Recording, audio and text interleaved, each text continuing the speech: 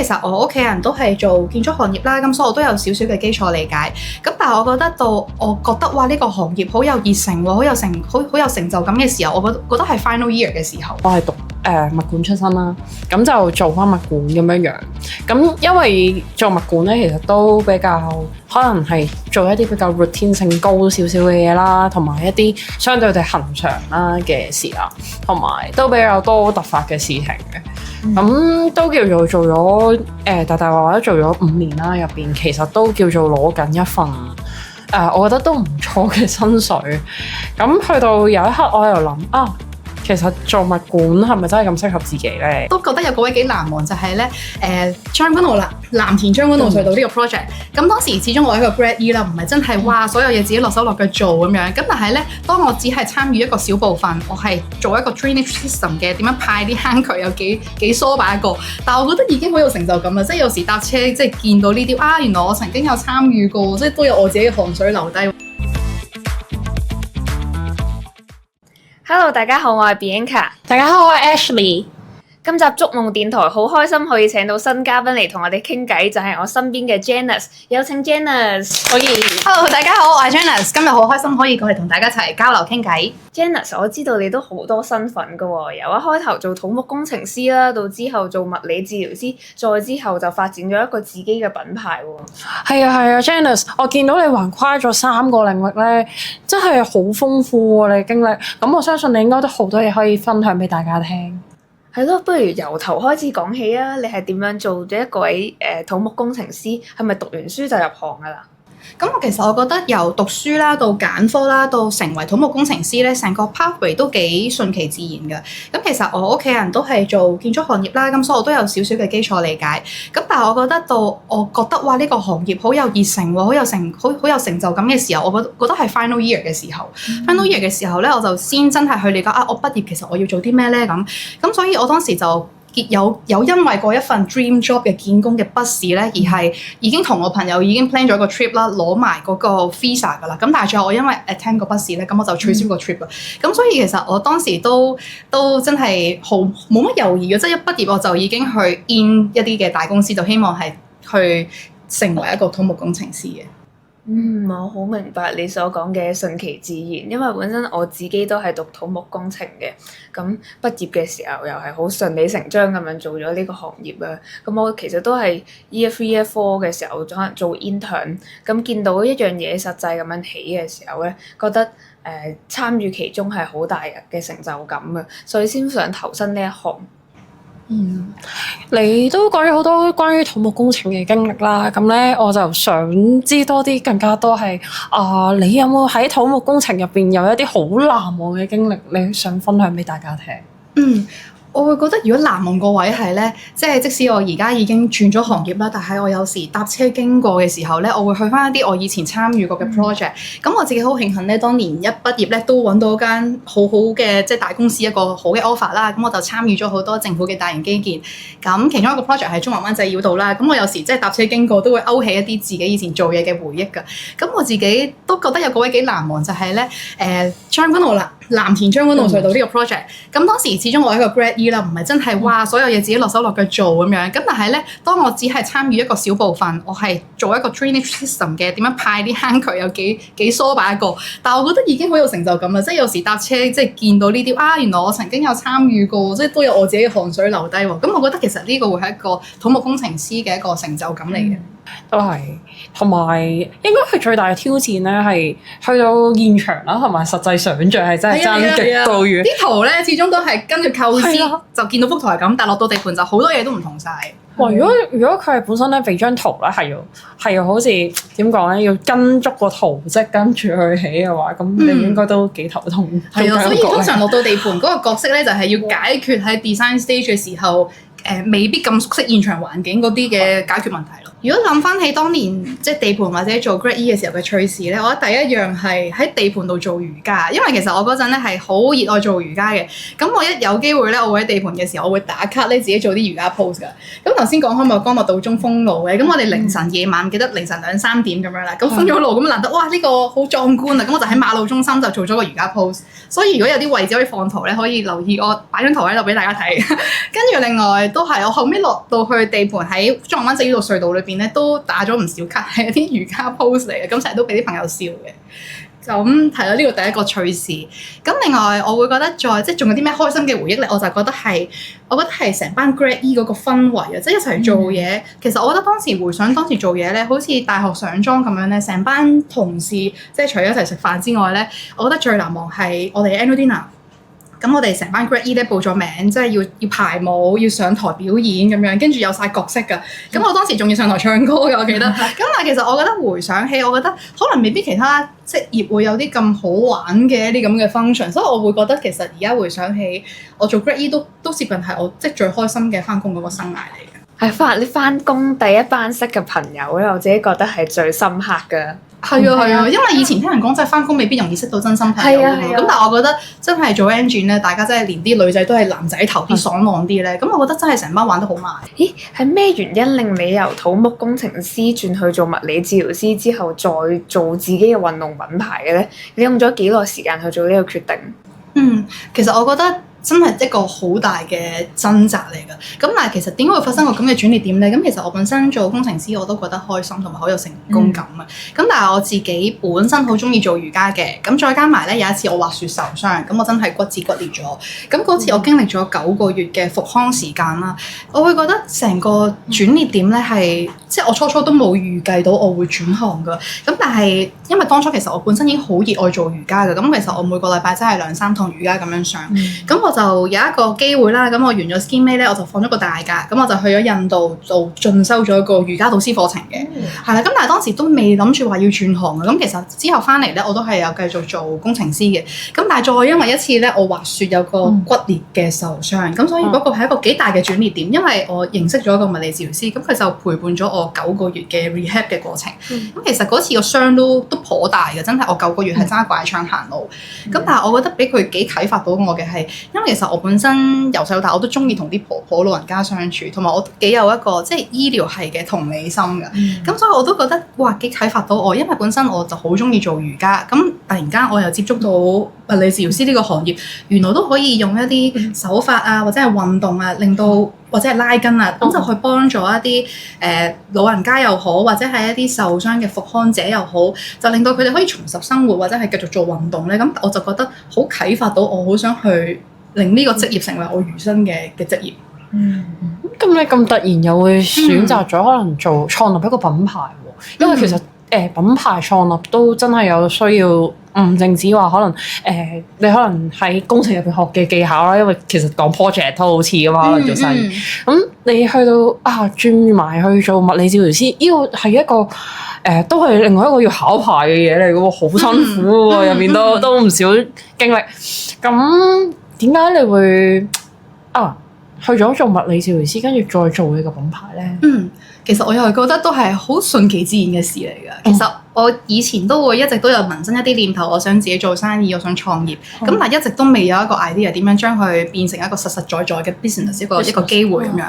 咁所以我係讀書嘅 Year One 即係讀緊物理治療嘅時候，我突然間真係就嗰一輪就覺得市面上啲瑜伽服好似真係淨係得啲比較昂貴嘅選擇喎。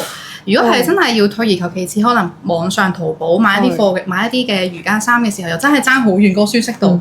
咁再有一個契機咧，咁我就經親戚介紹就介紹咗一間廠俾我。咁咁啱嗰個廠咧，佢嘅瑜伽服咧就真係嗰個 quality，我覺得幾媲美到一啲國際大品牌嘅。咁我覺得有個契機，不如試下少少成本，不如營運一啲 online 嘅生意啦。咁加埋啦，咁嗰陣始終我轉咗出嚟，再讀翻書，其實我就冇乜家用俾到屋企人噶嘛。咁我覺得不如有個機會賺多一啲小外快，咁我自己又可以即係唔使再問人攞零用錢之餘，我仲可以分啲家用俾屋企人喎。咁就諗住抱咗個試嘅心態，咁又真係都幾 hit 中嗰個熱潮，因為嗰陣瑜伽都仲係全香港即係係咁開好多 studio 咁樣，咁就都幾順利咧。咁就慢慢由一個瑜伽服品牌，當時仲係叫 Too Chill for Yoga 嘅。咁我呢個瑜伽服品牌都建立咗到而家應該第八年左右㗎啦。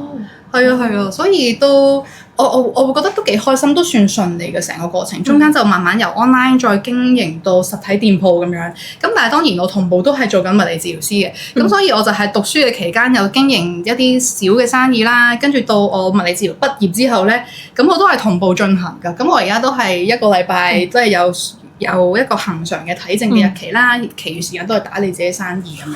哇！咁呢個真係一個好大嘅決定嚟喎。如果你真係又要生意啊，又要可能有份正職喺手啦，咁其實中間咧都牽涉好多掙扎啦，即係內心一定好多掙扎同糾結。咁有冇當中其實都萌生過一個念頭就話，其實咁辛苦，放棄咪得咯？反正其實份工我已經有份正職啦，跟住又可以叫做實升到我自己生活，或者可能一鋪開銷啦咁樣樣。咁其實都可能好夠啊咁樣樣。我覺得放棄就未至於嘅，但係我真係試過去到一個位係我覺得我頂唔順啦咁樣。咁但係我覺得我幾深刻嘅嗰陣就係因為物理治療 final year， 特別係即係最尾嗰2年係好密集嘅實習。咁實習就真係好 intense，真係由朝到夜晚都係要俾 CE 問書啦，翻到屋企又要溫書啦，聽日又要再答 CE， 即係我哋叫 clinical educator，即係好似一個 supervisor 咁樣。咁跟住所以每日咧都係可能真係沉浸式，可能有18至20個小時都係喺讀書溫書，跟住第2日去實習咁樣嘅。咁但係當時因為即係生意又要同步去營運噶嘛，咁所以其實我嗰陣都試過覺得哇好辛苦啊！我究竟處唔處理到㗎？我要唔要 defer 啊？咁樣即係我都經歷過呢啲嘅位嘅。咁但係我會覺得幾慶幸就係我自己都偏即係理性啲，同埋用即係中意係用邏輯或者解決問題去思考嘅。咁所以我就會覺得其實呢件事係有出路嘅，我見到終點嘅。咁我就最後都捱過咗。咁我最後都係 first on 畢業嘅。哇！咁犀利！我最緊要呢個最緊要係啊。你呢個之後咧，你回想翻去之前你讀土木工程嘅時候，你覺得嗰陣時學到嘅嘢，或者係你喺嗰間公司做嘅時候學到嘅嘢，對你之後做自己嘅生意有冇作用咧？我覺得係其實可以話係打好咗個我嘅根基添，因為我覺得讀書即係讀工程嘅時候咧，所有嘢都係好科學，好多嘢解釋到嘅，即係好實在計咗呢條數，咁我個石屎呢條鐵點樣就落幾口咁樣，咁所以好多嘢都係數據啦，同埋要解決問題，即係我頭先話落到地盤都要解決問題。咁我覺得呢樣嘢係好似我做生意，我要 manage 做生意有起起跌跌嘅時候，我點樣用比較理性去解決問題呢個邏輯嘅思考咧，我覺得都好幫到我營運到我嘅 business 同埋管理我嘅團隊。咁呢個第一方面啦。第二方面我會覺得係即係嗰個數字嗰數據嗰個精準度，即係我哋以前計數一定要好精準噶嘛。如果你真係嗰條數計錯咗，即係多1 cm 少1 cm，其實好大件事噶嘛，即係涉及到安全性嘅問題。咁我會覺得我對呢啲數字嘅執著咧都會反映翻喺我做衫嗰個情況裏邊嘅，即係件衫，如果我個領口我要收細1公分，原來我彎腰做瑜伽嘅時候就唔會走光，即係我覺得呢啲思考模式咧，其實都有培養到我而家對我 product 嘅執着等等。我係讀物管出身啦，咁就做翻物管咁樣樣。咁因為做物管咧，其實都比較可能係做一啲比較 routine 性高少少嘅嘢啦，同埋一啲相對地恆常啦嘅事啊，同埋都比較多突發嘅事情嘅。咁都叫做做咗大大話話都做咗5年啦，入邊其實都叫做攞緊一份我覺得都唔錯嘅薪水。咁去到有一刻我喺度諗其實做物管係咪真係咁適合自己咧？嗰陣時候，因為其實都比較 demanding 比較高啲啦。咁諗下都係覺得不如自己試一試啦，即係都仲有個機會去試一試喺外面嘅世界啦。咁其實工程都對於我嚟講係一直都好想做嘅事。咁但係即係可能站於我自己屋企嘅需要啦，咁我都要真係自己去有翻咁上下積蓄，跟住先至可以繼續進修上去啦。同埋工程都比較係一個專範，咁都要係另外再去學習去入行嘅咁樣樣。咁所以入到好似喎，即係你都係再讀翻書係咪？再讀夜晚測量咁。係啊，夜校咁樣進入呢個行業啦。咁都覺得佢其實工程係一門比較講求一個可能好精準度高，同埋好需要一個比較專業啦，同埋去一個好有結構嘅做法同埋好多好細節嘅時候，咁就會覺得哇，其實一門係除咗真係一個工程之外，其實係一門藝術同埋一個點講咧，係一個 programming 嘅諗法，點樣去改善晒成個 project 可以。我反而見到你咧講得好興奮咧，即係我覺得哇，你完全揾到一個好啱自己嘅 career 嘅 path 咧。即係我都有時都會鼓勵，有好多人迷失嘅時候，會唔會覺得啊？如果我再嚟過，我再讀書，再換職業，會唔會好差咧？會唔會好唔好咁樣咧？但係其實我都覺得我哋都有好多成功嘅例子。其實即係我覺得呢個職業，如果你係哪怕你廿幾歲又好，30幾歲又好，你轉咗職業之後，其實呢個都係你餘生嘅 career 嚟噶嘛。你可能做嘢做到50、60歲，咁但係如果你換取幾年嘅時間，咁當然啦，即係我哋都係即係都要諗錢啦，即係可能又要都俾家用啊又成。咁但係如果真係許可嘅經濟情況下，其實我有時都幾鼓勵，如果你有一個夢想，其實我覺得真係有心唔怕遲嘅，真係要衝出嚟，即係真係要去跳出舒適圈。係啊，其實兩位都係有一個共同嘅地方啊，就係你哋都好勇敢啊！即係轉行嘅時候，你就係完咗 Scheme A，跟住就決定轉行啊！咁其實我自己就覺得 Scheme A 其實都用咗2年，咁之後要再去轉行，去甚至去讀一個新嘅嘢之後再轉行咧，係需要好大嘅勇氣。但係你都決定咁樣做之後，仲做得好成功添。咁你咧都係可以即係放棄咗5年嘅職業，而去重新讀一個行業，咁我覺得都係十分之 respect 嘅。咁都係因為呢一個大家嘅勇氣啦，我哋先可以坐喺度同大家見面啊！即係都經歷咗3個唔同嘅行業啦，係完全唔同嘅行業嚟嘅咁樣樣。咁仲要3個係專範嚟喎，唔係我貿然一個小法入去就可以，哇！真係就咁做到嘅嘢嚟嘅。咁我想問咧，其實3個行業入邊，你覺得你最享受係邊個行業啊？我會覺得我會最享受現在嘅自己。咁我而家就真係，我覺得係3個職業嘅融合出嚟㗎。即係我而家又係 physio 啦，咁但係其實我自己都會接一啲瑜伽嘅 job 啦，即係會做一啲 workshop 啦。咁但係其實我無論係做而家嘅職業或者係我管理我嘅生意，其實我都運用咗好多一啲以前工程師學翻嚟嘅一啲邏輯思維去解決問題。所以我會覺得我會最中意就係而家混合咗嘅自己。